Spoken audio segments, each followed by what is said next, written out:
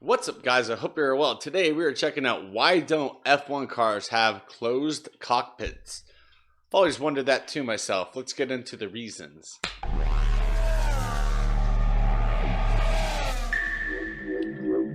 Why don't F1 cars use closed cockpits?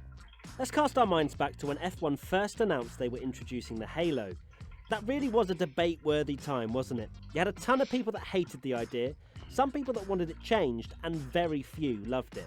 I remember the first T-Cam on board I saw, and my immediate reaction was basketball hoop. Yeah. Now, obviously, we all unanimously agree that the Halo has been one of the best decisions F1 has ever made. It has protected drivers from potentially fatal crashes, from Charles Leclerc in Spa 2018 to Romain Grosjean in Bahrain last year. But why did F1 go with the Halo design when there were other alternatives out there? Firstly, I think it's important to address that this wasn't just a quick decision by the FIA. Yeah, it was. The idea of a cockpit protection device has been in discussion for years and years around motorsport, especially in championships like F1 and IndyCar. Back in 2011, F1 engineers tested out the idea of a fighter jet canopy with help from the FIA. When this idea was initially tested, the most recent example of a driver suffering severe head trauma from flying debris in Formula 1 was Felipe Massa. Massa was hit by a spring that had come loose from the car of Rubens Barrichello during a freak accident in qualifying for the 2009 Hungarian Grand Prix. Jeez. Even in 2009, during conversations about closed cockpits, a lot of questions were raised. Could a driver extract themselves? Would the structure be strong enough? What would happen in the event of a fire? Could the structure collapse on the driver? And would this stop a marshal from removing someone? Fast forward to 2011 and the FIA ran 2 tests to explore the options available for a closed cockpit. The first test involved a polycarbonate windscreen, with the second experiment using a fighter jet canopy made from an aerospace spec polycarbonate, both pretty intense and robust materials.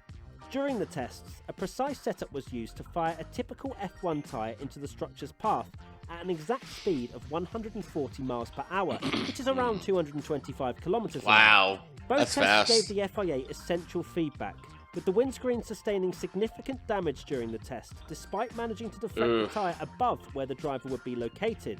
However, the fighter jet canopy passed with flying colours, managing to bounce the tyre away from the driver and with minimal damage to the screen itself. Yeah. Work continued the following year on alternatives, with similar experiments being carried out with a roll hoop design comparable to today's Halo. However, when this new roll hoop structure was presented to F1's strategy group in 2013, the idea was criticised for being too ugly, and the project was terminated. Yeah. Only a year later, F1 would experience one of its darkest days after the catastrophic loss of Jules Bianchi.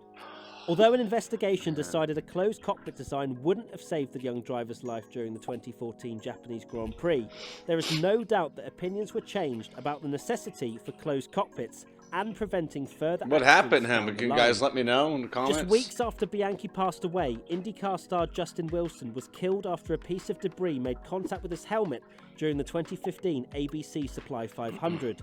There was now a real sense of importance and urgency from the motorsport community that something needed to be done. The following year, the first Halo device was tested on an F1 car at pre-season testing. It was initially rejected for use during the 2017 season, with teams and drivers concerned over the visibility. But from 2018, changes were made and the Halo became mandatory. However, Red Bull Technologies also helped create a windscreen of sorts in 2016, similar to the fighter jet canopy that the FIA tested 5 years prior. That was never accepted by F1. Why? Well, it certainly wasn't because the cockpit protection device was deemed unsafe. In fact, IndyCar partnered with Red Bull on this design in 2020 and now use it in their championship to keep their drivers protected during average speeds of 157 miles per hour, 252 kilometers an hour at events like the Indy 500. The closed cockpit device that IndyCar now uses is almost a hybrid between a canopy and the Halo. Yeah. You can see from images that behind the thick transparent polycarbonate canopy is a strong titanium halo. A design like this will repel the smaller debris thanks to the windshield and be strong enough to reflect larger parts like springs or tyres. Overall, the structure can withstand over 15 tons of force. Wow.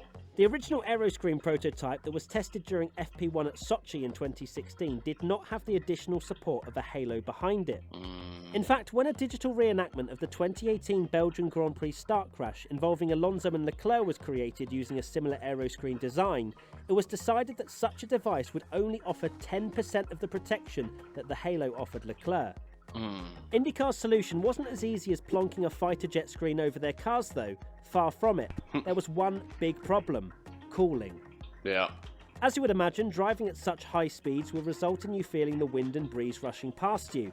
However, once you chuck a screen in the way, any fresh air will be sent right over your head. True. The result, feeling like you're in a sauna rather than a race seat. Makes sense. It's not just the driver's head that needs cooling either. The torso and legs are also vital to keep at suitable temperatures throughout a race. When testing out alternatives at races last year, a nostril design was used, giving air to the driver's feet and legs.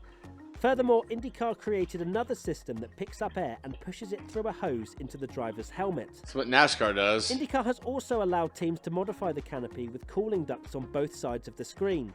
At least one of these ducts must go to the driver's helmet, with the other being able to send cool air to wherever the team chooses. The screen can also be fitted or removed in 15 minutes to help recover a driver behind the wheel or just for basic maintenance. So where does F1 go from here?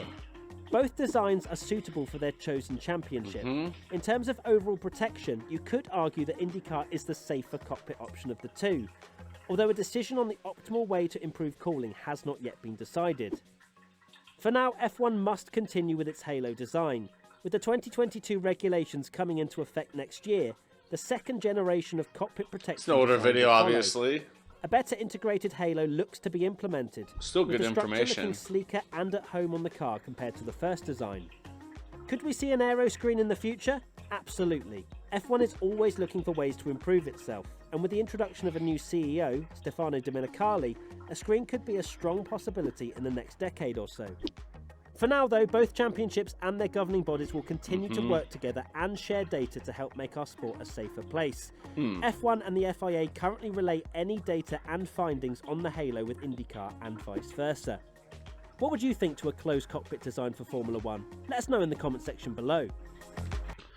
I kind of like it. Personally, I like it. They just have to make sure it can withstand even like the side of a car 40 miles an hour hitting it. So, yeah, it sounds like, excuse me, Indy's kind of got the lead on the best way to handle a safer cockpit. But I do see F1 introducing the, the like fighter jet cockpit, not fighter jet cockpit, but kind of like what Indy has here in the near future. But I hope you guys enjoyed this video as much as I did. With that being said, I want to thank you all for watching. Stay safe and don't forget to wash your hands. Bye.